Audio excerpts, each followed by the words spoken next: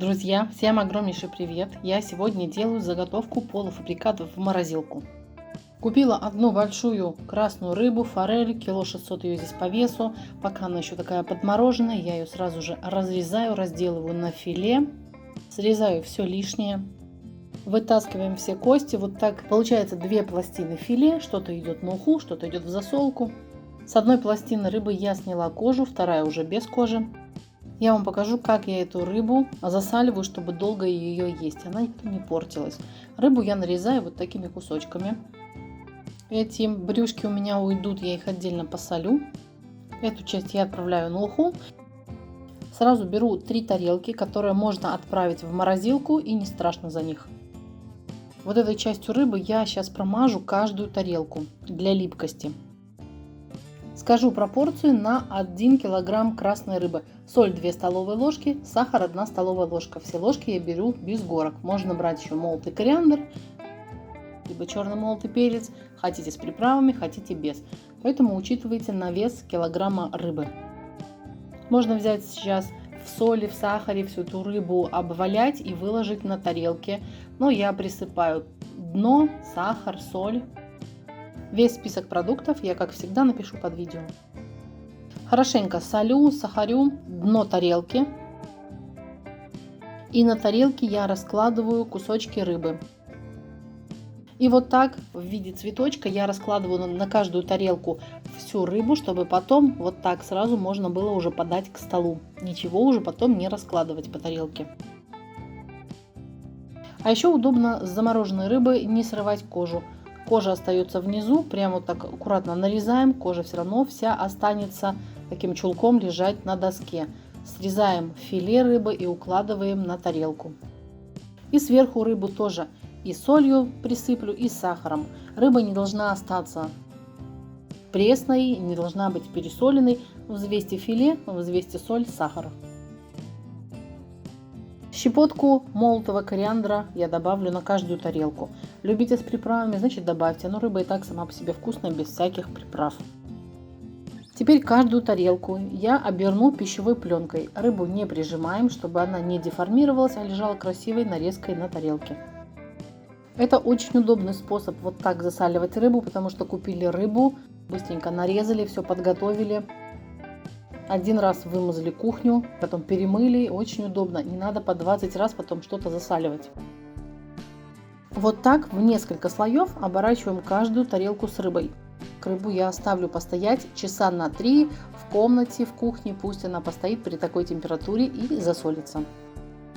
Потом уберу все эти тарелки в морозилку, а после того, как мне понадобится рыбу эту размораживать, я ее достаю из морозилки, переставляю в холодильник. В холодильнике она стоит полностью, размораживается при той температуре. Вся рыба окажется уже просоленной. Нам останется только снять пленку, убрать, и тарелку с рыбой можно подавать к столу. Рыба не раскисает, не разваливается, она не водянистая, нет там какой-то жидкости. В общем, попробуйте такой способ, я думаю, что вам тоже понравится. Положила в стеклянную емкость, накрою крышкой, там соль, уже сахар, все есть. Пусть она стоит и просаливается в холодильнике. А те тарелки убираю в морозилку. Эти полуфабрикаты я еще снимала тогда, когда не было в магазине молодой капусты, а была хорошая вот такая пекинская. Я всегда выбираю початки этой вилки капусты, чтобы они были большие, зеленые. И с этих двух вилков я уже поснимала все самые большие листочки. Все листья капусты я снимала под холодной проточной водой, промывая каждый лист. У меня их получилось вот такое количество, достаточно много, вся вода отсюда еще не стекла. Можно ее и не выливать. Все эти промытые листы капусты я их перекладываю в одну большую кастрюлю. Заранее я поставила воду, она закипела, и вот этим крутым кипятком я заливаю пекинскую капусту. Хорошенечко туда подтапливаю в кипяток. Сверху накрываю тарелкой все листья, чтобы были под водой. И оставляю постоять листья в кипятке минут на 10-15, не больше. Беру 1 стакан риса. Рис нужно хорошенечко промыть под холодной проточной водой. Рис перекладываю в удобную глубокую емкость. Снова закипятила воду и крутым кипятком заливаю рис. Перемешаю и оставлю рис в кипятке постоять на 10 минут. Купила мясо, всегда фарш делаю сама, самый вкусный получается.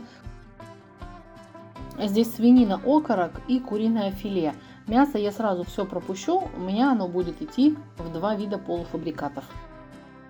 В голубцы фарша уйдет 800 грамм. Фарш получится очень вкусный, но обычно, когда готовят голубцы, добавляют туда немного сала, чтобы было такое более сочное, более жирное. Но вот мне нравится такой фарш. И разрезаю мясо на куски, чтобы удобно было перекручивать его. Листья постояли 15 минут в кипятке, воду всю я слила и теперь дам этим листьям остыть. Свиной окорок и курицу я перекручиваю. По желанию можно сюда добавлять еще и говядину. В общем, фарш делайте такой, как вам нравится. Я показываю базу, а как всегда все специи, приправы, соль вы добавляйте по своему вкусу. Весь фарш хорошо перемешаю. А в 800 грамм фарша, который идет в голубцы, я добавляю соль. Ее берите по вкусу. Смесь дробленых перцев. У меня сладкий перец красный, зеленый, белый, черный. 1 щепотку. Молотый сушеный чеснок чайную ложку, а можно взять 1 большой зубчик свежего чеснока и пропустить через мясорубку. Молотый кориандр 1 хорошую щепотку. Черного молотого перца добавляю 1 щепотку.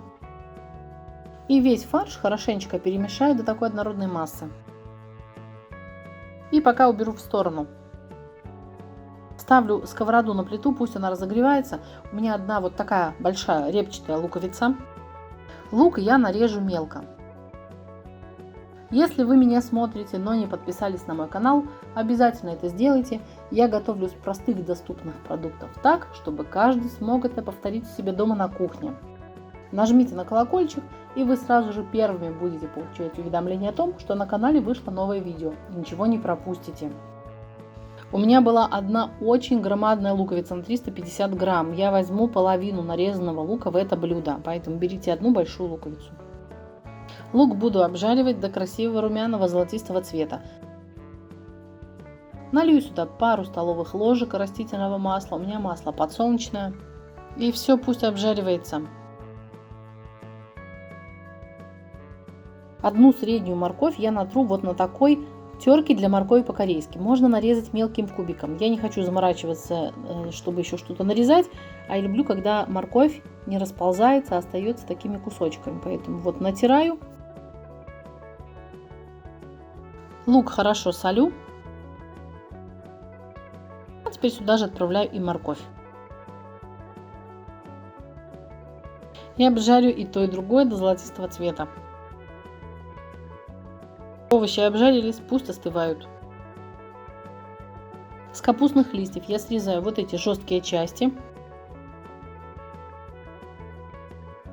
Все готово, и рис постоял запаренный в кипятке.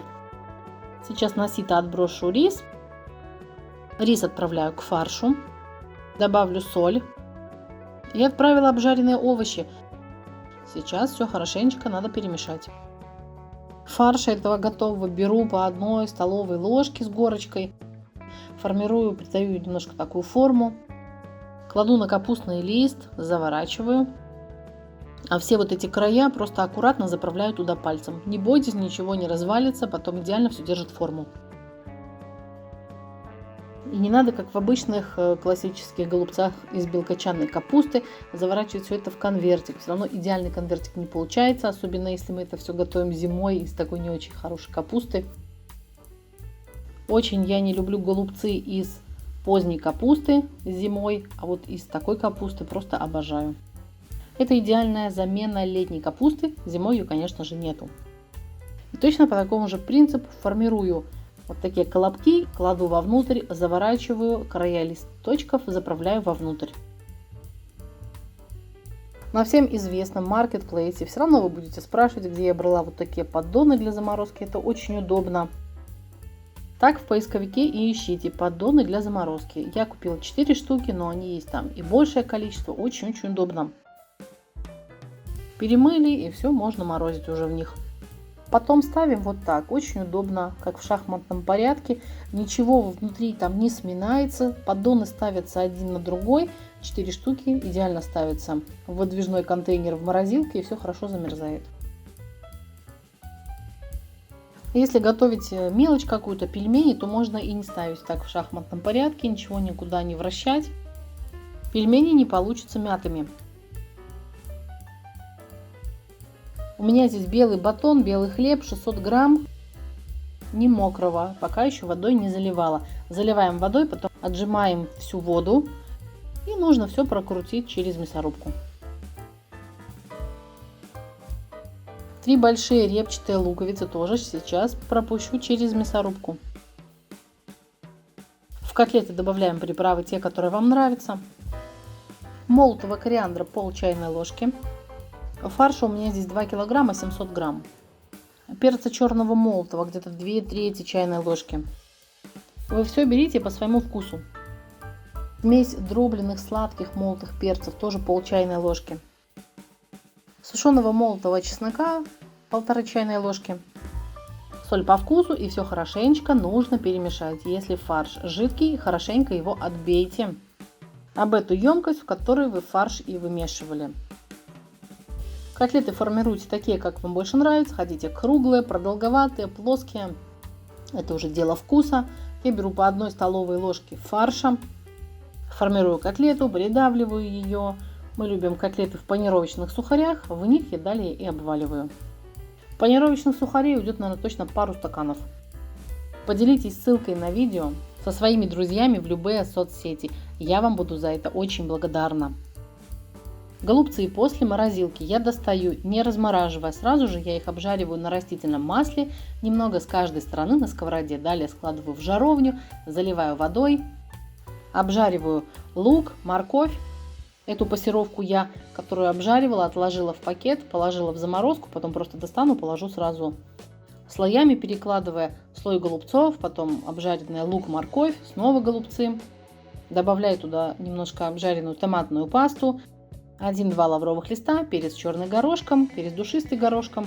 Заливаем все кипятком, либо холодной водой и готовим, пока фарш не приготовится. Все, вот так готовлю голубцы. Котлеты я готовлю следующим образом. Тоже все формирую, кладу в заморозку, достала из морозилки, перекладываю в сковороду с слегка таким теплым маслом. Первую сторону обжариваю на среднем огне, далее переворачиваю.